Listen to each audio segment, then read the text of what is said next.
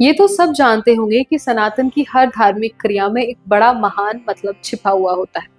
कुछ मतलब हमें पता होते हैं और कुछ नहीं। और कुछ चीजों का असली मतलब सही तरीके से समझना भी पड़ता है।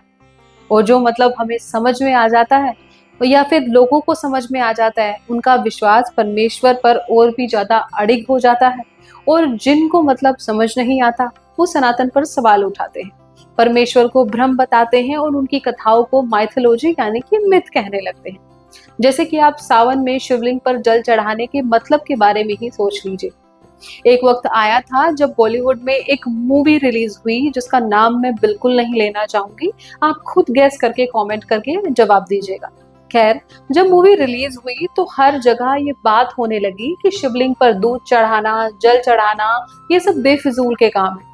इससे अच्छा तो हमें किसी भूखे को दूध दान में दे देना चाहिए। इन सबसे वेस्टेज होती है। और ना जाने क्या क्या ऐसी खबरें चलाई गई। और गनीमत की बात तो ये है कि हम सब लोग या कई सारे लोग इन बातों से इन्फ्लुएंस होकर अपने ही सनातन पर उंगलियां उठाने लगे। लेकिन जब हम इसी क्रिया का असली मतलब जानते हैं तो हमारा पूरा पर्सपेक्टिव ही बदल जाता है।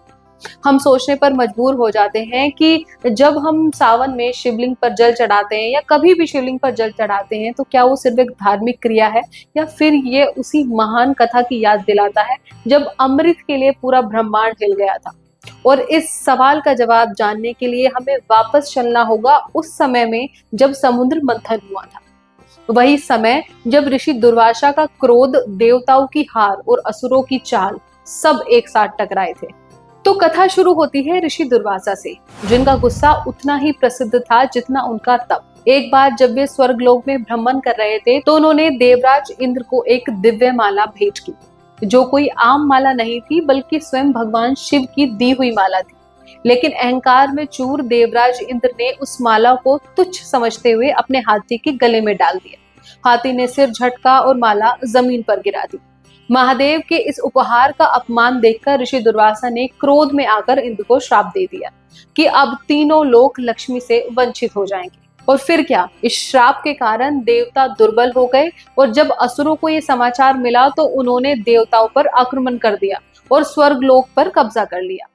हार कर देवता ब्रह्मा जी के पास गए और ब्रह्मा जी ने उन्हें लेकर भगवान विष्णु के पास जाना सही समझा। अब तक इंद्र भी अहंकार से पूरे खत्म हो चुके थे, उनका अहंकार टूट चुका था। तभी भगवान विष्णु ने समाधान इन सब का बताया, जो कि है समुद्र मंथन।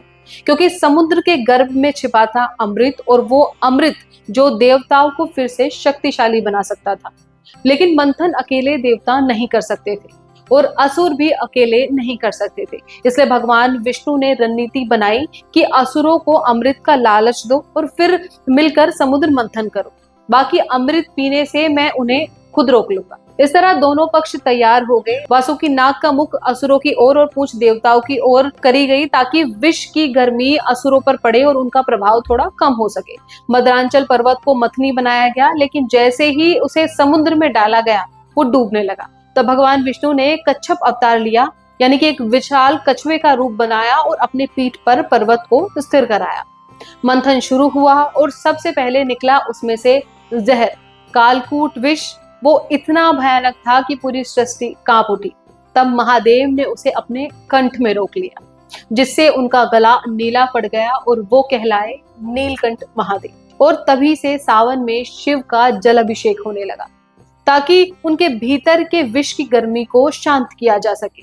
और यही वो बिंदु है जहां सावन और समुद्र मंथन जुड़ते हैं। एक भीतर के विष को रोकने की साधना भी इस पर्व को बताया जाता है। इसके बाद समुद्र से निकले 14 रतन, कुछ गायें, कुछ रथ और कुछ और रत्न। लेकिन असुरों को किसी में भी दिलचस्पी नहीं थी।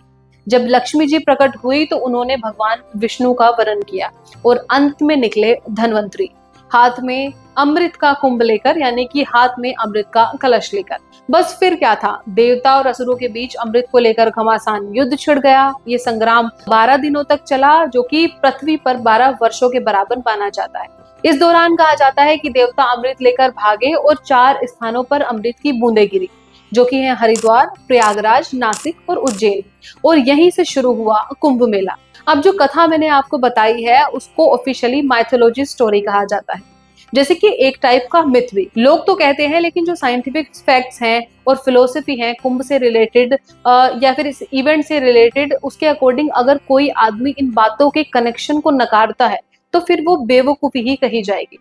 क्योंकि फैक्ट्स ये हैं कि साइंस और स्टडीज से अलग हटकर भी कई सारी चीजें एग्जिस्ट करती हैं और कोई भी सनातनी इन बातों को पूरी तरह से नकार नहीं सकता। वहीं अगर साइंटिफिक फैक्ट्स की मैं बात करूं तो कुंभ के टाइम पर नदियों का जो फ्लो है वो नॉर्मल नहीं रहता, उसमें बदलाव देखे जाते हैं। एस्ट्रोनॉमिकल अलाइनमेंट की वजह से ऐसी ग्रेविटेशनल फोर्स पैदा होती है जिससे समुद्र के अंदर वेव्स और टाइड्स में चेंजेस देखने को मिलते हैं और ये मेजर तो किया जा सकता है लेकिन आम आंखों से दिखाई भी नहीं दे सकता। वहीं अगर हम फिलोसफिकल तरीके से भी सोचें तो ये समझना जरूरी है कि देवता और असुर जैसी प्रवृत्तियां हमारे भीतर भी होती हैं और ये है असली मतलब कुंभ का, यानी कि समुद्र मंथन का। असल में आत्म मंथन का प्रतीक है कुंभ। खुद की खोज का हमारे भीतर भी एक समुद्र है जिसमें अगर कोई चीज डालो और बिना आत्म निरीक्षण के छोड़ दो तो वो डूब जाती है। तो भगवान का कच्छप अवतार असल में ये कहता है कि अगर तुम्हारे पास सही सहारा हो तो तुम उस भीतर के समुद्र से वो रतन निकाल सकते हो जो तुम्हारी आत्मा को अमृत दे सकते हैं। देखिए, सनातन की हर स्टोरी भले ही आपको मिथ लग सकती हो, लेकिन हर स्टोरी के पीछे एक गहरा फिलोसफिकल मैसेज भी छिपा हुआ होता है।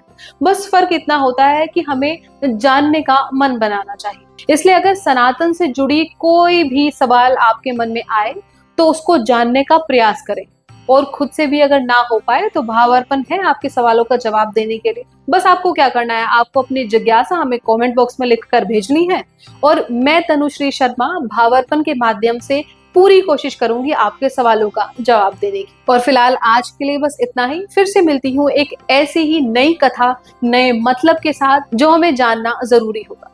और ये जिम्मेदारी आपकी भी है कि आप इस वीडियो को शेयर करें ताकि लोगों को भी इसके बारे में पता चल सके। लेकिन हाँ, आखिरी में ये जरूर कहना चाहूंगी कि इस सावन आप भी आत्म मंथन कीजिए, अपने भीतर के देवता को जगाइए और असुरी प्रवृत्तियों को जीतिए। और हाँ, शिव की भक्ति में लीन भी रहिए, क्योंकि अगर साथ में शिव है तो फिर सब कुछ है और अगर वो नहीं तो फिर कुछ भी नहीं।